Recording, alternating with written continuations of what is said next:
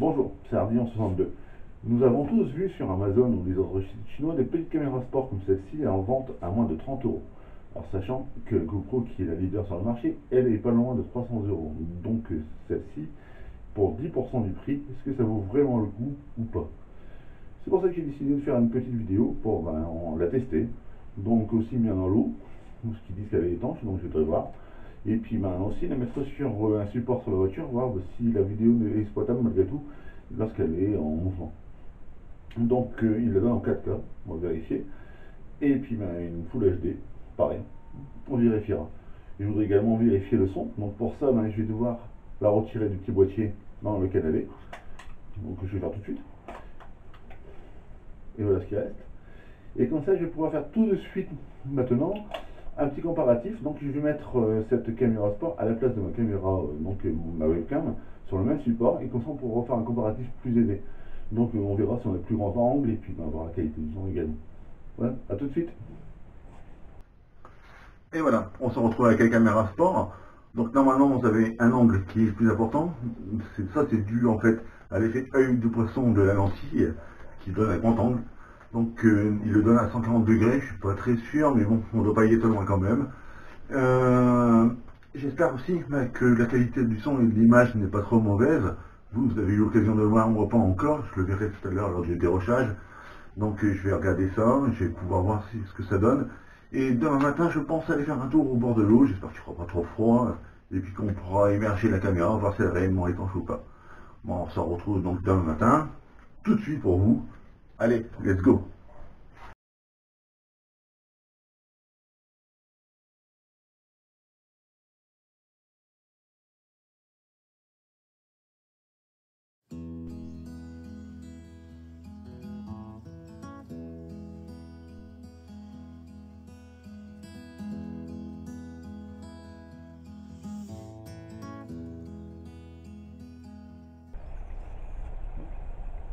Donc voilà, nous sommes au bord de l'eau, il fait à peu près 2 degrés, c'est pas très chaud.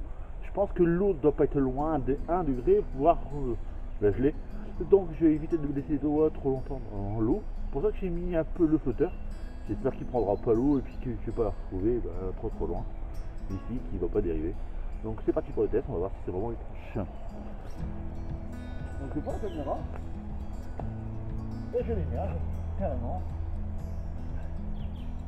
Donc j'ai laissé la caméra en route, on verra bien le résultat.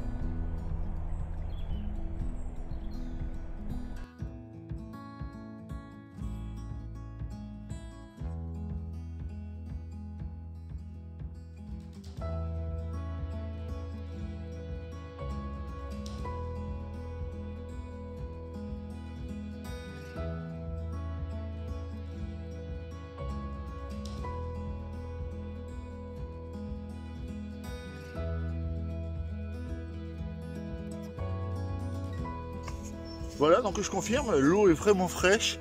Les 1 degré, je suis même pas sûr qu'on les a.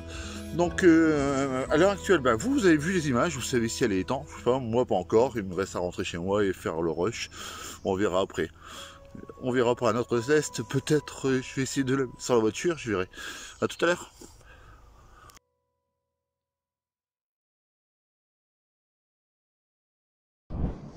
Voilà, donc comme vous avez pu le voir, on est au bord de la mer et j'ai demandé à mon ami Greg de pouvoir essayer la caméra sport. Donc il l'a mis sur la tête et il est parti faire un peu de sport sur la plage. J'espère que le son ne sera pas trop mauvais et que les mollets de Greg vont tenir parce que pédaler sur le sable mouillé comme ça, c'est pas simple. Donc je lui souhaite beaucoup de courage et puis on verra nous les images tout à l'heure, voir si ça vaut le coup ou pas. Donc et puis on va partir, on mettra peut-être la caméra sur le support pour la voiture et puis on verra ce que ça donne. Et allez, à tout à l'heure.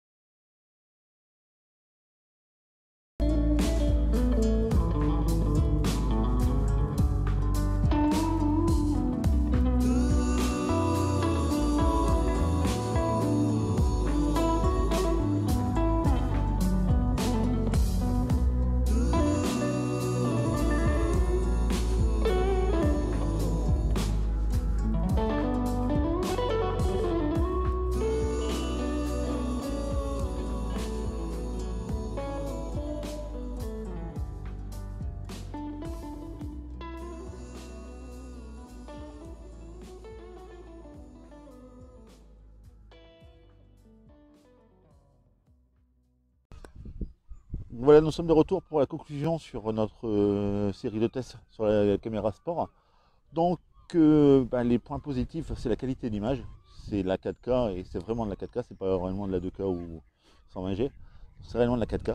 Les points négatifs, c'est le son. Lorsqu'elle est dans le caisson, on n'a pas du tout de son, donc on est obligé d'avoir un micro-cravate. L'autre point négatif que je trouve gênant, c'est qu'à chaque fois qu'on enlève la batterie, ça revient au 1er janvier, donc ça c'est gênant parce que lorsque je mets les fichiers sur l'ordinateur, ils sont rangés dans le désordre, ils ne se mettent pas dans l'ordre où je les ai fait. Après, autre petit point négatif, c'est le film, lorsqu'on veut filmer, il faut vraiment le faire en pleine lumière parce que le soir, en contre-jour, c'est vite sombre.